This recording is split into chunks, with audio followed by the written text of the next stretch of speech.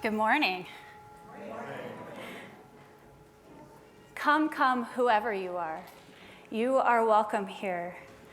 Whether your heart is full of love or whether it is broken or whether it is somewhere in between, you are welcome here. Whether Valentine's Day is your favorite day or your least favorite day, you are welcome here. Whether you love many people, one person, or no one, you are welcome here. Once I was a stranger here, and I came in with a broken heart, and I found a deep welcome that was full of love. May you find that today too, in this community of open minds, loving hearts, and willing hands. Welcome to South Valley Unitarian Universalist Society on this Sunday after Valentine's Day.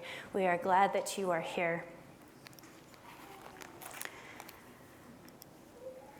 My name is Caitlin Collins, and my pronouns are she and her, and I am your worship associate this morning. I am a 30-something, for people who were guessing my age earlier, woman with pink hair, a pale pink sweater, and nice brown boots on this morning. And it is my privilege to be your worship associate. I want to take a moment to acknowledge everybody who's helping today. Our Reverend Laura gets a break today, and it really does take a whole team to make a service. So if you are involved in any way in the service today, could you wave your hand? These are all the people it takes to make this happen. So thank you all for being here. We are going to take a moment now to greet the folks at home. So if you could turn around and wave to the camera and say good morning. We are glad folks at home have found us too. And we are going to fully arrive and greet each other now with sharing the warmth of community. You get a couple minutes to say hi, and then we'll call you back.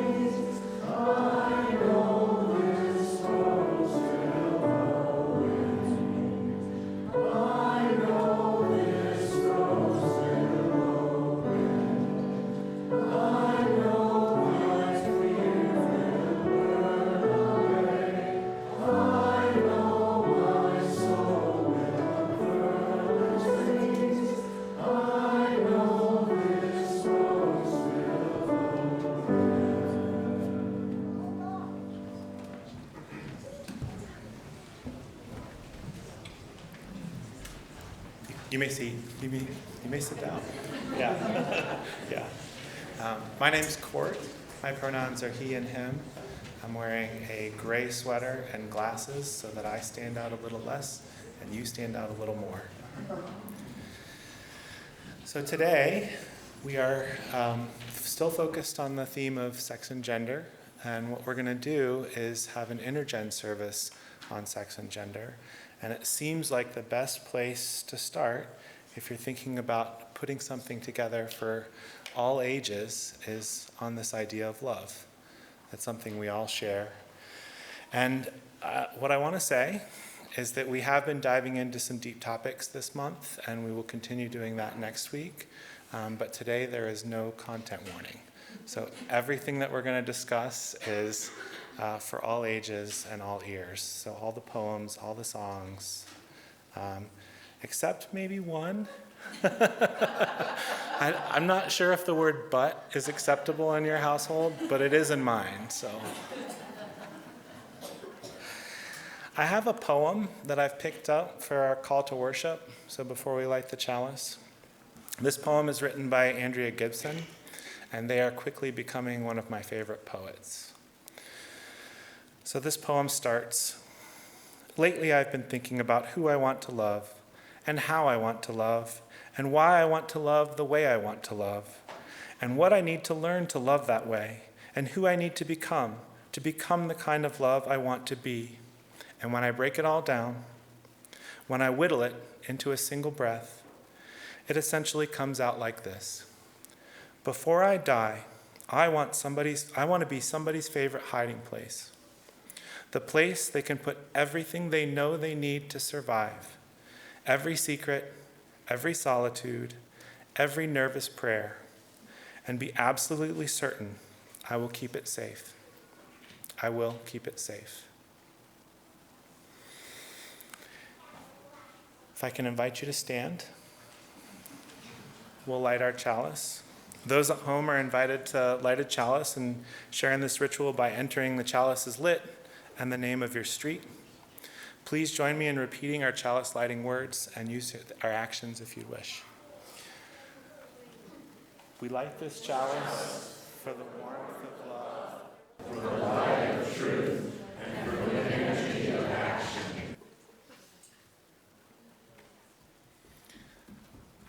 Now I'd like to invite all the young and the young at heart to come forward for our time for all ages.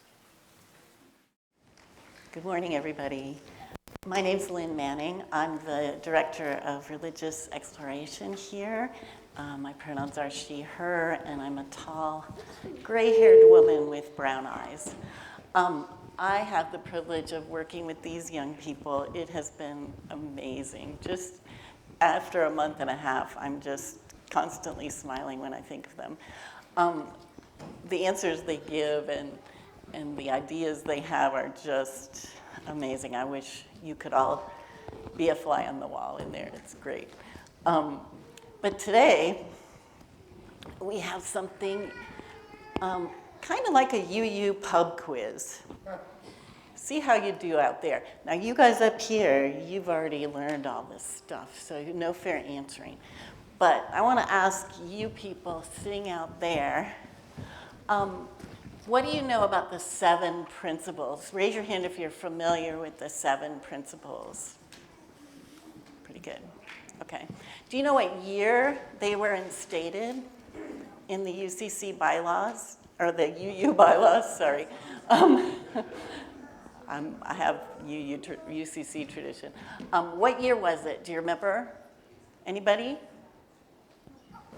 1984. So it's not too surprising. Many of you probably heard a message, I'm not sure who it was, Reverend Monica in 2023 gave a sermon about the evolving 7 principles. And they have changed, they've transformed, they've grown and gotten a little more concise. So these guys are going to be coming just about every intergenerational service to teach you about one of those principles. But to begin, on this Sunday of love, we're going to show you what they are. And you guys up here, can you help me? The principles are justice, equity, transformation, pluralism, interdependence, and generosity. Now, is that hard to remember? Can you guys say them back to me?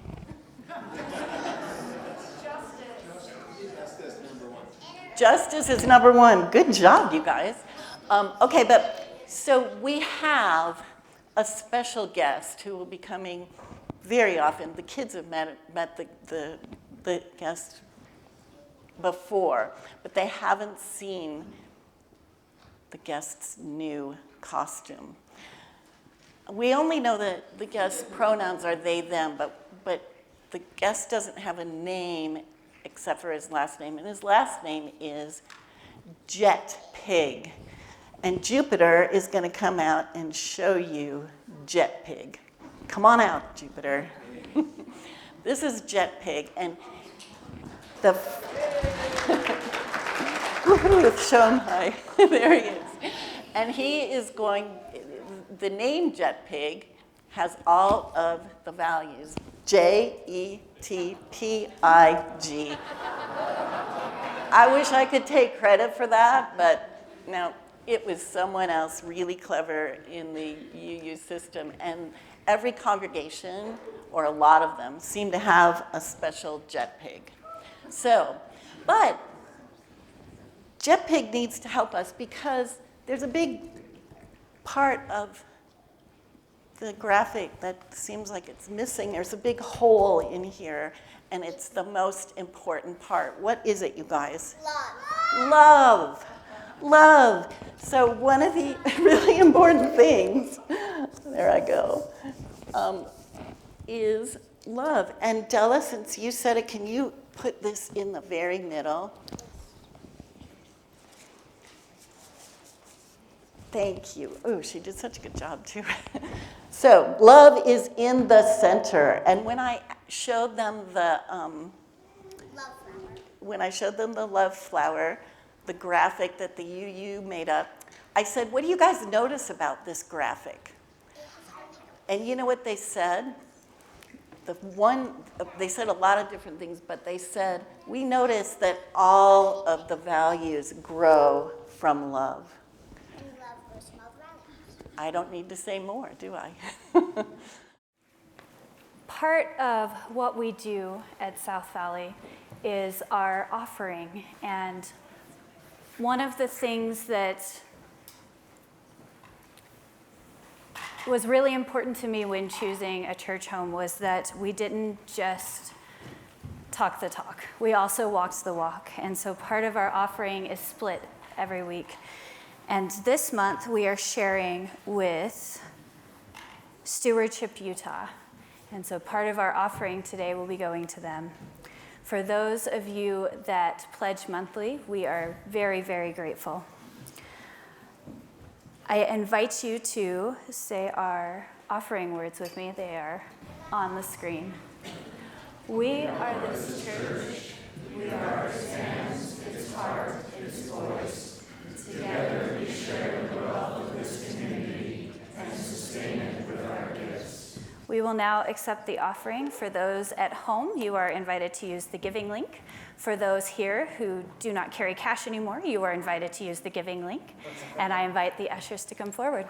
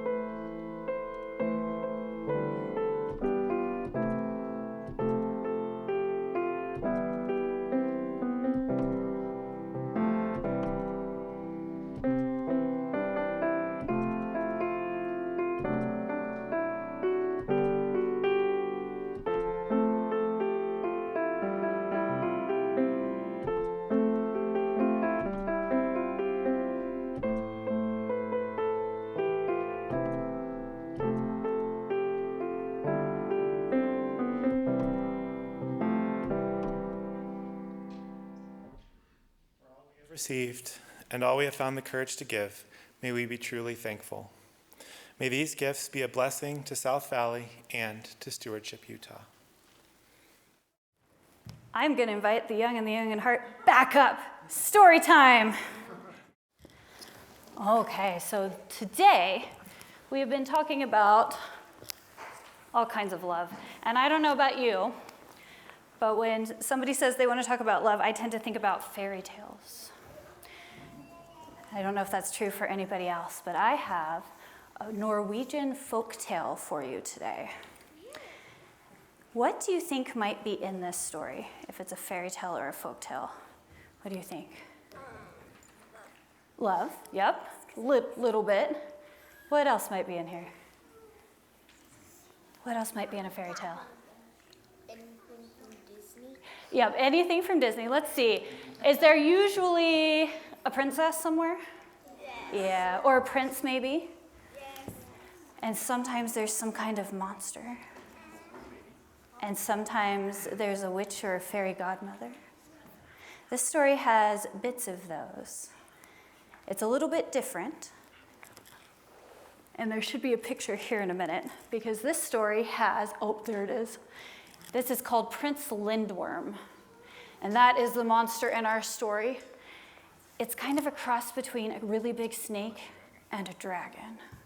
So there's a Lindworm, there's a shepherd girl, and there's a prince. And here's what happens. Once upon a time, there was a king and a queen, and they really wanted a child. And they didn't have any children. And they were so, so sad. And one day, the queen went out into the woods for a walk, and she was crying and sobbing because she was so sad she didn't have a child. And she came across an old woman, and the old witch said, "Ma'am, why are you crying?" And the queen said, "There's no use telling you, you can't do anything about it." And the witch said, "Well, I don't know, go ahead and tell me. Maybe there's something I can do." And so the queen told her, "The king and I are so, so sad because we don't have a child." And the witch said, "Oh, that's easy. We can fix that. Here's what you do. I'm going to tell you a place, and tonight when it's dark, you're going to go. And when you get to the place I've told you about, there will be 2 flowers, a white one and a red one. And either, if you eat it, will give you a beautiful child, but you can only eat one of them. There are consequences if you eat both of them. Do you understand?" And the queen goes, "Oh, yes, I understand. I will do everything exactly as you said." Do you think the queen did everything exactly as the witch said? No, or else this would be a very short story. So that night, in the dark, the queen went all by herself to the place the witch told her about, and she found the 2 flowers. And she bent down and she ate the white one. And it was so sweet and delicious that without even thinking, she ate the red one too. And then the queen was pregnant. And the entire kingdom was so happy there was finally going to be a child, and the king was so happy. And the day came for the queen to have her baby, and it turns out she had twins. And the first baby was not a baby, it was a Lindworm. And it was born and immediately slithered out the door and left, and the queen was so frightened. But the second child was a beautiful, healthy baby boy. And when the king came in, all he saw was the beautiful, healthy baby boy. And the queen was like, "What about the Lindworm?" But nobody mentioned the Lindworm. It was like nobody else had seen it. And after a few years, the queen kind of thought maybe she'd made it up, that it hadn't really happened. And the beautiful, healthy baby prince grew up until he was ready to get married. And he went to his father, the king, and said, "It's time for me to get married." And the king is like, "Okay, you need a princess." So he gave his son the finest carriage and the best horses and sent him on his way to go find a princess. And he made it as far as the crossroads. And in the middle of the crossroads, do you know what was waiting? Yeah, a giant Lindworm was waiting in the middle of the road, and it roared, and it said, "A bride for me before a bride for you." And the prince turned around and went back home. And he went back to his father and he said, "So there's a Lindworm in the road." And this is what he said. And the queen had to tell the truth. And she said what had happened. And they were like, "Well, in that case, we do need a bride for the elder son before the younger son, because this is a very old story and that's how it used to work. And they're like, well, where are we going to get a bride for a Lindworm? And so the king wrote a letter to another king who lived far away and said, I am looking for a bride for my son, but didn't say which son. And that king sent a princess. And she wasn't allowed to see her groom until the wedding, and then it was too late. And so she married the Lindworm. And the next morning, all the people from the palace came and crept and opened the door. And do you know what they saw? They only saw the Lindworm. And it was quite clear that he had eaten the princess. And so a few months go by, and the younger prince is like, I'm going to try again. And he gets in the fancy carriage, and he makes it as far as the crossroads, and the Lindworm is still there. And the Lindworm says, a bride for me before a bride for you. And the prince turns around and goes back home and says, okay, he still needs a bride. And so the king wrote another letter to a far, far, far distant kingdom and said, would you please send me a princess? And they did. And the same thing happened. The princess wasn't allowed to see the Lindworm until they got married. And then the next morning, everybody peeked through the door, and the Lindworm was there, but the princess had been eaten. And so the younger prince tries one more time. He gets in his carriage, and he makes it to the crossroads, and the Lindworm's waiting for him again. And this time, when he goes home and says the Lindworm's still there and still wants a bride, the king goes, okay, I don't think anybody else is going to send me a princess.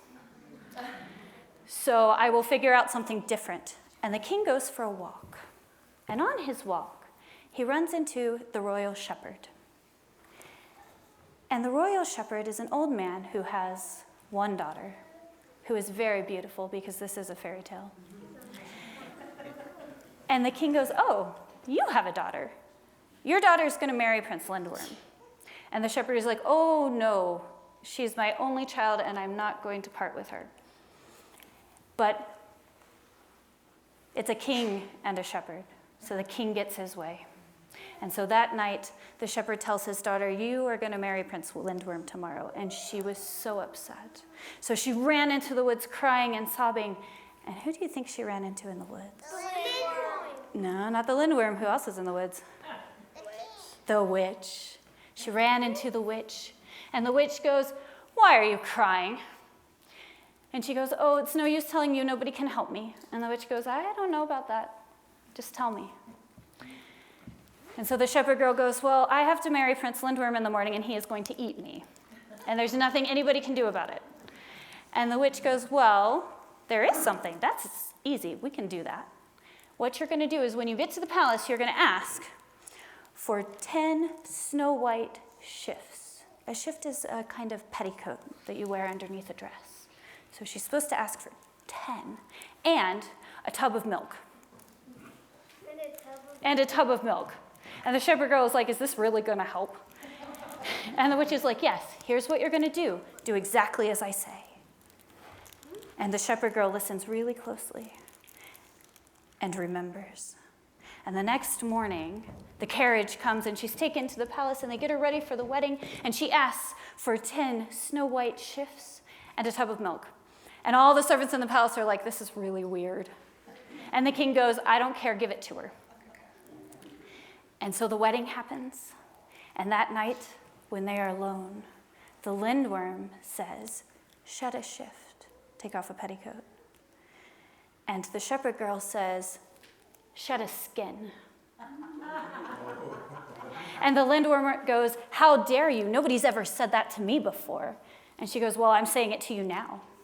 And so he wriggles out of skin and sheds it like a snake. And she takes one snow white petticoat off and lays it on top. And there's still more petticoats, right? So then the Lindworm goes, shed a shift. And she goes, you shed a skin. And so he wriggles out of another skin, and she lays a snow white shift on top of it. And this goes on for all 10. And we get down to the last shift, and the same thing happens. Shed a shift, shed a skin. And so he wriggles out of his last skin, and she grabs him and puts him in the tub of milk and bathes him all over, just like the witch told her to do. And the next morning, everybody from the palace came creeping to the door and opened it, and do you know what they saw? They saw the shepherd girl completely safe and unharmed and sound asleep next to the most handsome prince they'd ever seen. And they were so excited to get their prince back. And so the whole kingdom celebrated again, and there was another wedding even grander than the first for the prince who was no longer a Lindworm and the shepherd girl who was now a princess. And everyone loved them, and they loved each other, and they lived happily ever after. Do you know what I like about this story? When the prince finds a Lindworm in the road, does he try to kill it? No. There's no fighting in this story at all, which I rather like for a fairy tale. And the other thing, yeah, only the eating, huh? But that kind of happens like behind the door, right? This is why the princesses weren't named. If they don't have a name, it's bad. The other thing I like is the shepherd girl. Does anybody come save her? No. She saves herself, doesn't she? She is not afraid to do what she needs to do to save herself. And then in the process of saving herself, she saved the prince too, even though she didn't know he needed saving. And I think sometimes love is a little bit like that. We need to save ourselves. We need to love ourselves first. And in doing so, we never really know who we're going to save. And that is what I hope you remember from our story, as opposed to remembering the princesses that got eaten. Although that is the fun part, isn't it? My friends who are on cushions, you are welcome to stay here. Mr. Cort is going to have his turn. I don't think anybody gets eaten in yours. You're welcome to stay here. You're welcome to go back to your parents, whatever is comfiest for you.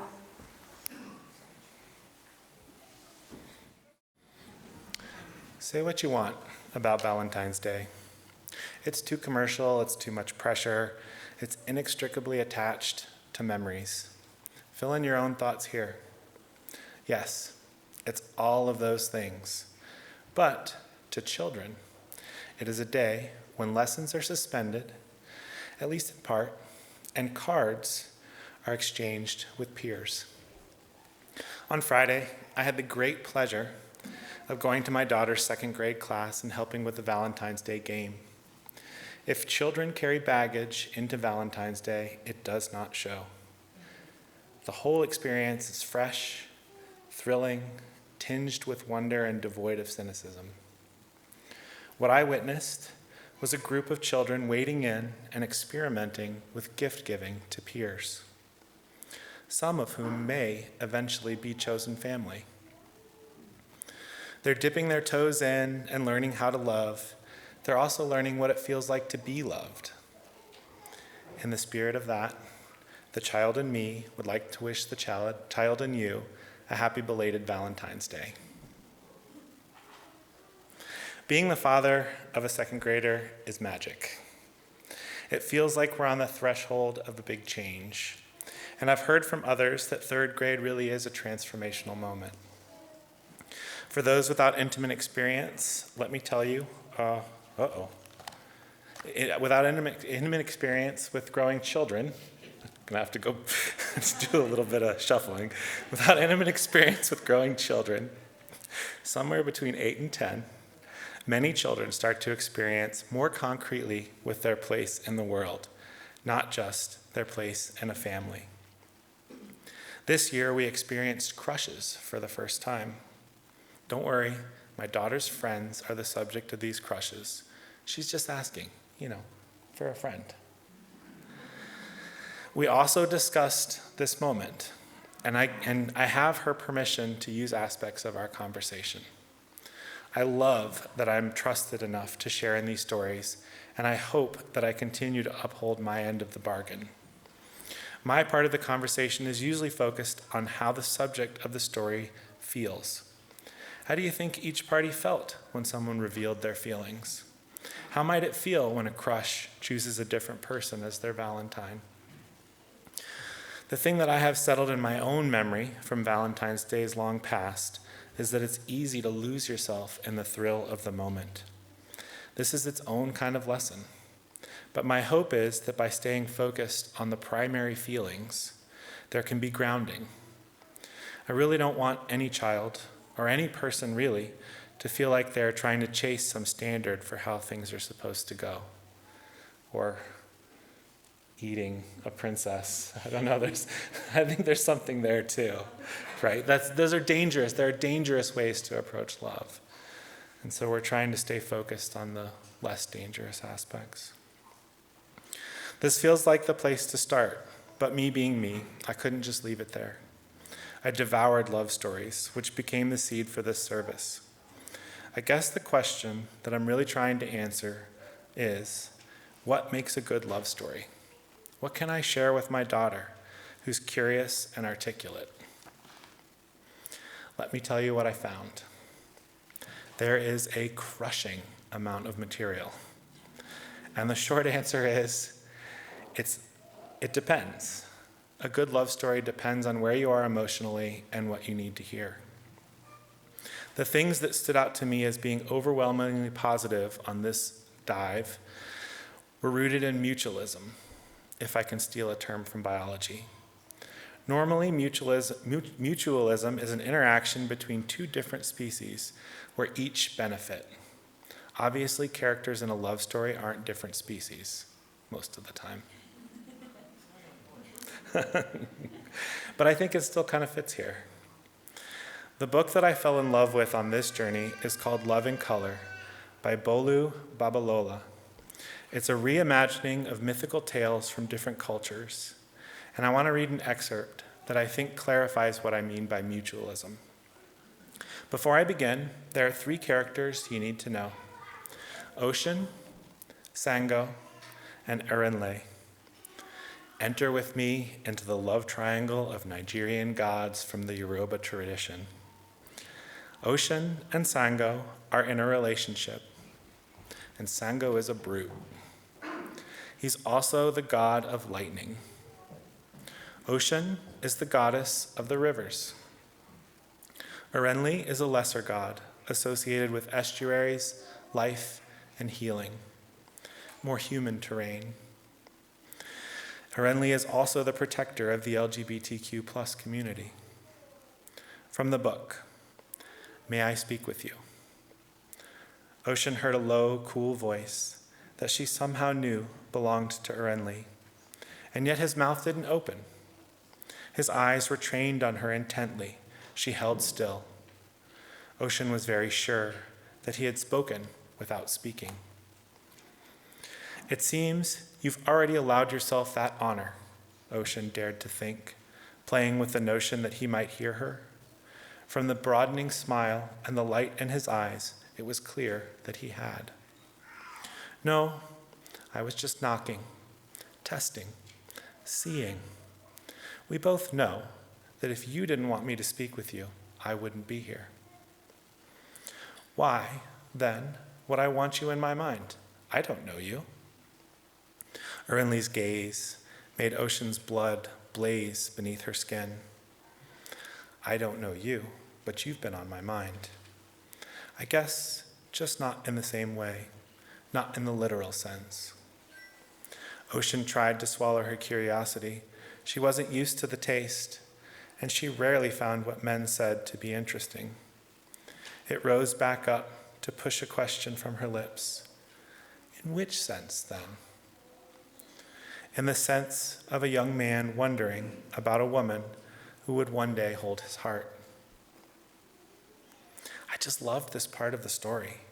It's clear that both partners have power in the relationship. Nothing is rushed through. There's consent at each step and a playfulness that builds. It's in clear contrast to Ocean's relationship with Sango. And in the end, she chooses appropriately. Mutualism prevails. From my own experience, this is the way. My wife and I met in the spring semester of our senior year in college. Neither of us expected a relationship that would last longer than a few months, but we both knew that we enjoyed each other's company. There was no agenda. It just kept feeling right and fun. I have long struggled with anxiety, and it kind of melted away when I was with her. We could just be together. Coincidentally, Our first date was on Valentine's Day in 2003. That was 22 years ago, and we were both 21 at the time. It hasn't all been easy, but it is the most meaningful relationship that I have. And it was built through curiosity, flexibility, a sense of wonder, and a shared sense of benefit. So, after plumbing love stories from a variety of cultures, reflecting on my own experience, and thinking about the complex world of second graders, I've penned this letter to my former self about love. My hope is that the young and the young at heart who have been the focus of this service can find a peace that helps them on their journey ahead. Dear Cort, you are small, but you have a big heart. You're wondering what it's for. How do you use this capacity with friends and eventually with chosen family? It takes time to figure it out, and you will fail. Sometimes I still fail. But what I know now is that even if my heart bruises, it will not break. There's no right way this is supposed to work. And we learn through successes and failures. Go, try. Each step is important and will lead you to the next thing, even if you ultimately end up someplace new and unexpected. Inside you, you have the pieces you need to do it right, if you can learn to listen. Listen to others, sure, that's important. But even more precious is listening to yourself. What are the pieces inside of you saying?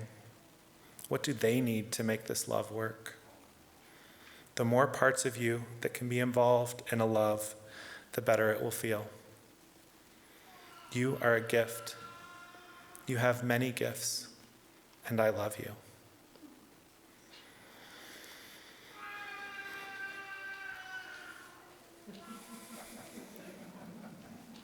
I love them too. So, in the spirit of self-love, we have set up some stations. There's a station at the front and a station at the back. I've been calling them love filling stations, and now seems like not a good time to change it, so we'll stick with that.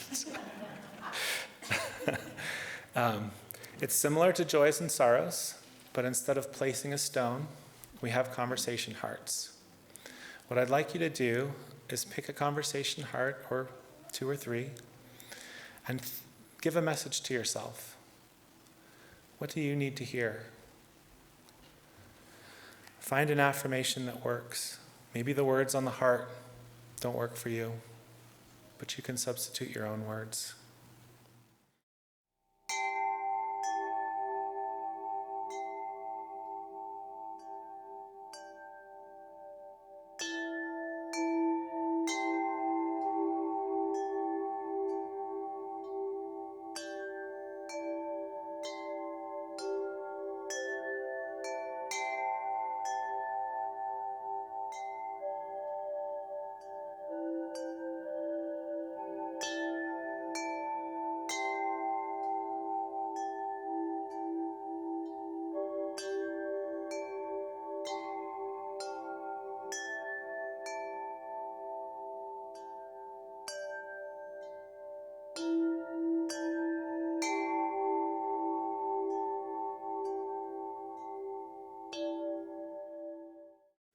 So normally we would be placing a stone for things left unsaid.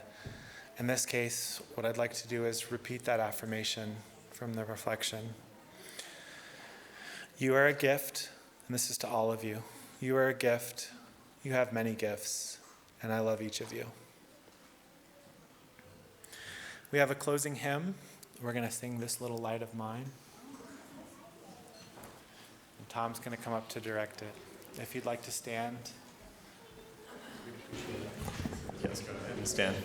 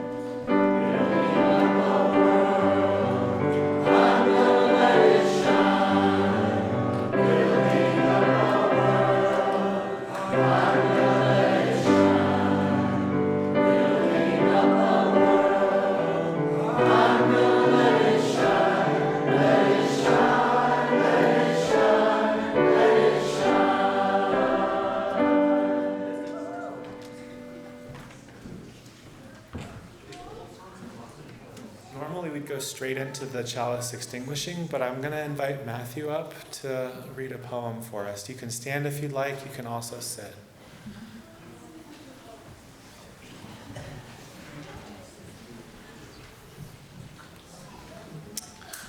Hi, my name's Matthew Morris. My pronouns are he, him. I'm a very tall man with a scruffy beard wearing a red sweater and some wonderful green pants. This is by Mary Oliver. In 2007, the New York Times wrote that she was the United States best-selling poet. And until yesterday, or a few days ago, I hadn't heard of her. This is Wild Geese. You do not have to be good. You do not have to walk on your knees for 100 miles through the desert, repenting. You only have to let the soft animal of your body love what it loves. Tell me about despair, yours, and I will tell you mine. Meanwhile, the world goes on.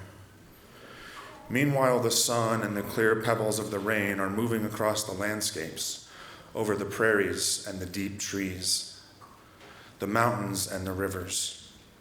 Meanwhile, the wild geese, high in the clear blue air, are heading home again. Whoever you are, no matter how lonely, the world offers itself to your imagination, calls to you like the wild geese, harsh and exciting, over and over announcing your place in the family of things. Thank you.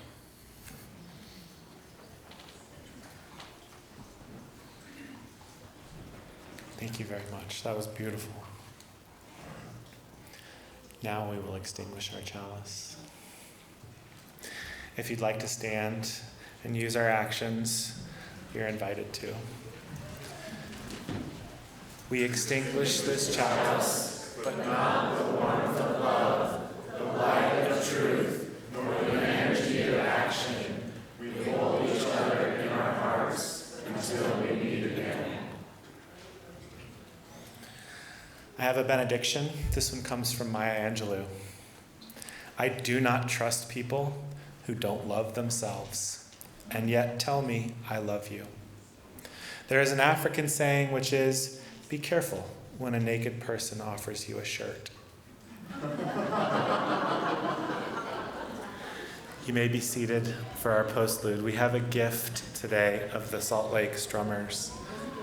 They're going to sing a song called I'm a Catch by Colleen McCandless. Thank you for having us today. Yes, we are the Salt Lake Strummers. I'm Marcy. I'm Stephanie. And we meet here on the third Saturday of every month. And if you ever want to join us, yesterday we had 61 people joining us to play ukulele and singing along. And we want to thank Palmer, who is there for us all the time to help us sound really good. This song is a song about self-love. It's by Colleen McCandless, as Cort said. And I'll just tell you, she's just a little infatuated with her behind. So if I can warn you about that at all. But, I forgot to tell you the story. So what happened was she fell in love with one of her friends. Colleen fell in love with one of her friends, and it was not a mutual thing.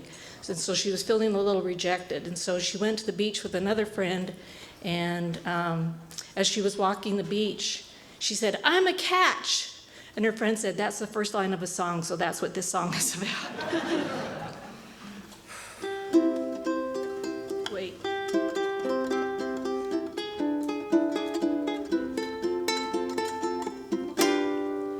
I'm a catch. She's a catch. I'm a prize. She's a prize. I'm a nice to meet you cutie with fantastic eyes. I got skills. She's got skills. I got smarts. She's got smarts. I gotta see you soon, patootie, and a lovely heart. Not everyone will see it. Not everyone will care. If that's the way, so be it. But wait, let me tell you about my hair. Oh, this is good. It is long. It is long. It is gray. It is gray. It is fluffy like a puppy. What? So they say I am fun. She is fun. I am kind. She is kind. I got goods and greats to offer from my head to my behind. Woo! Not everyone will see it. Not everyone will care.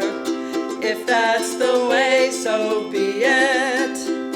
I still got my blue sky love to share. Oh. So it's cool. It's cool. It's alright. It's all right. If you wanna be my friend or maybe stay the night, I'm a prize. She's a prize. I'm a catch. She's a catch. If you wanna play your cards right, you could be my match.